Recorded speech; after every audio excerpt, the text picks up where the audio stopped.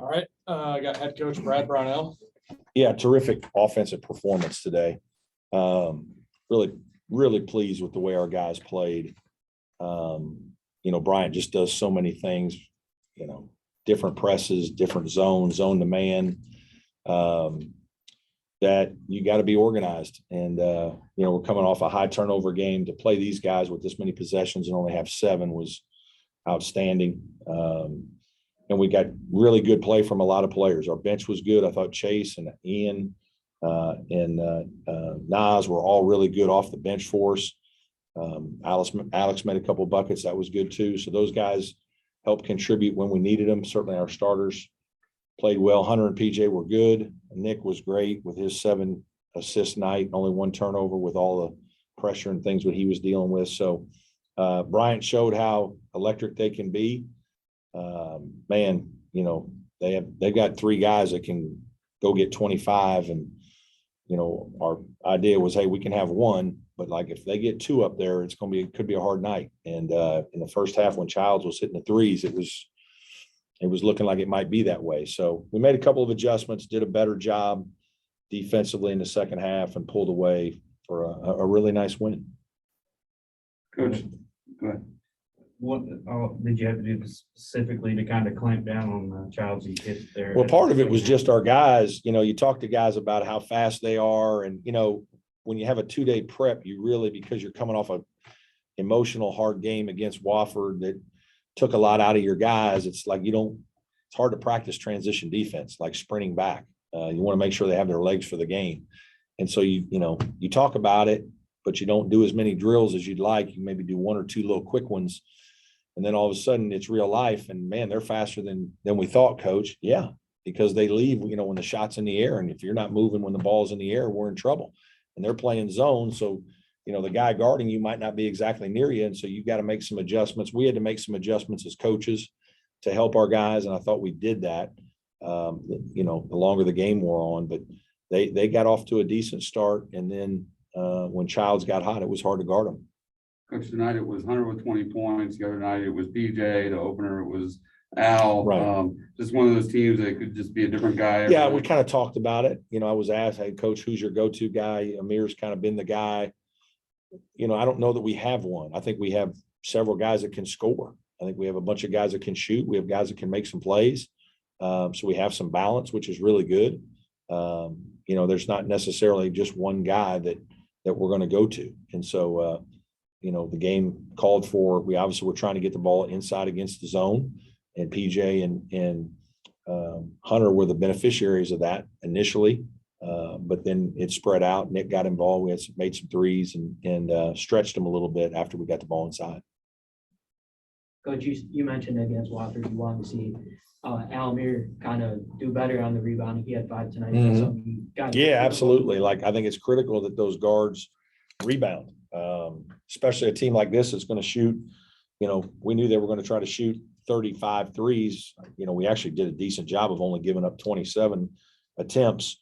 Those are long rebounds. And so they're, PJ and Hunter, those balls aren't going to bounce under the basket. Sometimes they're going to be out there and, at the foul line, and your guards got to go run them down. So that's critical. And Chase had 3 defensive rebounds, which was good. So that's a big part of those guys taking another step to help our team.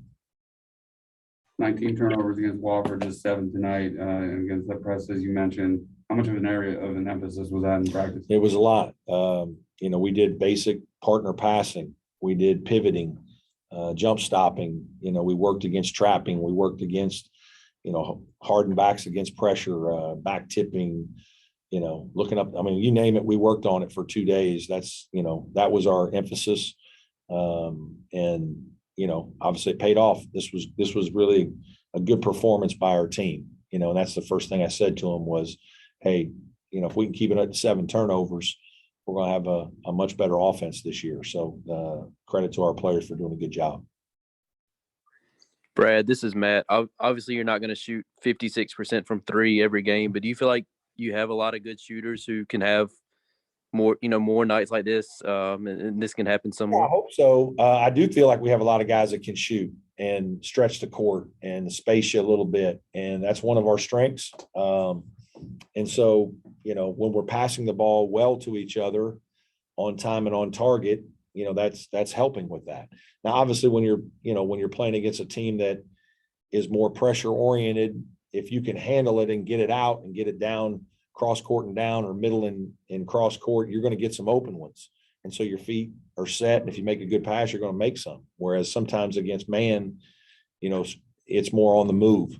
And so I thought we did a good job, got some, a few more driveway jump shot type shots tonight, and guys made them.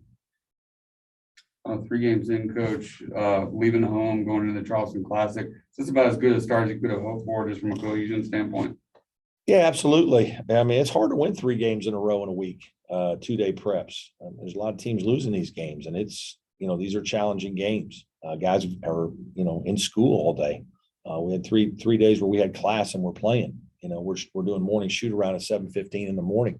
So it's been a lot. It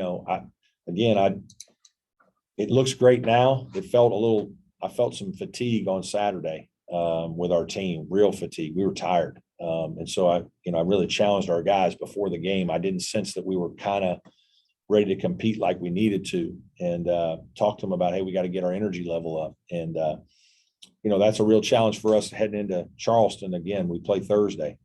So Thursday and Friday. So, we've got to be smart as coaches over the next 48 hours with our preparation. And, our guys have got to fill the tank back up so we can empty it on Thursday. Any more questions for Coach? Brad, you guys are about to obviously take a step up in competition. Yeah. Just what do you feel good about going into Thursday? I just feel good about, 3 good wins, different styles of play, mostly zone and pressing today, just tough, hard-nosed man-to-man with a lot of off-ball screening against Wofford on defense. Today, more, dribble flips and weaves and handoffs into pick and rolls. Presbyterian, a lot of set plays and some ball screen stuff. So we've guarded a lot of different type of things. We've had to play against different styles, which is what we set out to do. So hopefully in the couple days that we have to get ready for these teams, it's not the first time we're dealing with a lot of what we see. There'll be some new things for sure, but hopefully that was part of what we were trying to accomplish these 3 games. What concerns you maybe still going into Thursday? Well, turnovers are still going to be, that's a point of contention. You got to take care of the basketball. And we were great tonight. We were really bad against Wofford, and we were just okay against Presbyterian. So that's part of it. I want us to continue to develop our bench. Our bench needs to continue to give us good minutes and be productive like they were tonight. If that happens, that really big shot in the arm for our team. I know PJ only played 24 minutes, but it'd be nice to have him stay out of foul trouble, like he was against Wofford. Yeah. You dealt with it so much with Amir over the last couple of years. Yeah, those are hard situations, and I think that's a huge learning curve for PJ. Like, he needs to understand he can't, because his second, third, and fourth foul in the Wofford game were bad fouls. Like, they were immature, soft fouls, and he's too important a player. But he's a young kid. He's a sophomore. It's his first time to start. He's played 3 games as a starter. He's doing great. He's a great kid to coach. He's unbelievably coachable. He wants to be good. He's working at it, and he's talented. So, if he keeps doing the right things and maintains his focus, he's gonna have a heck of a career. What's going on in the redshirt Beadle? Yeah, just, we have a lot of perimeter players right now. I really think Josh is going to be a good player. I really like him as a person and player. And, I just, for a kid like that to play 80 minutes this year, 120 minutes and burn a year, it's like I told him, hey, man, in this day and age where you can go get transfers, like when your coach tells you that he wants to redshirt and he wants to spend 5 years with you, that means he thinks you're going to be good. That's otherwise you just, hey, we'll play him 100 minutes, see how it goes. We can always get somebody down the road, whatever. Like, no, I like that kid. He's from Columbia, South Carolina, a Clemson degree, and a 40-year relationship with this school is what he should be thinking about. And that's hard because you don't get to play right now and you want to play. And, there's some sacrifices you make, but in terms of what's best for him in his life for the rest of his life, it's to play a fifth year at Clemson, fourth and fifth year, be a primary player, you know, have a heck of a career, and then have a relationship with this school for the rest of his life and feel really good about his experience. And so I just think he's going to be a really good player for us. I don't want to waste a year on him. You know, if somebody gets hurt and we get low on numbers, hey, we might throw him out there because he's got great athleticism, but he's young and he's immature, and some of the stuff is happening a little fast for him. But he's got big upside. Did they give you an explanation about that flagrant on PJ? Oh, you couldn't really see. Nah, I didn't really see much of it. I know he fell down and he grabbed his arm or grabbed his leg or grabbed him, kind of held him on the way down. And I don't think it was much. This day and age, that's monitor. Any more questions for Coach? Brad, with David and Go ahead. Sorry, I was just gonna ask with Collins and Bohannon, just has it about been what you expected through 3 games with those guys? Anything they've done that pleased you or surprised you or anything? Well, they're both competitive guys and they're physical guys. And I think they bring an element of physicality to the team and to our games that we desperately need. You know, that's some of that doesn't show up as points or rebound. It's just when a guy drives and you put your big body on him and he doesn't get a shot up and he's got to pass it out, right? Like that's, or if it's a smaller guy, they just shoot over top of him or bang him around. And then, you know, those guys make some aggressive plays themselves that create offense for us. So, yeah, they've done well. You know, kind of probably about what I expected. And, you know, I'm excited to see how they continue to develop through the season. All good? Thank you, Coach. Thanks, everybody. Thank you. Okay, thank you. Appreciate that.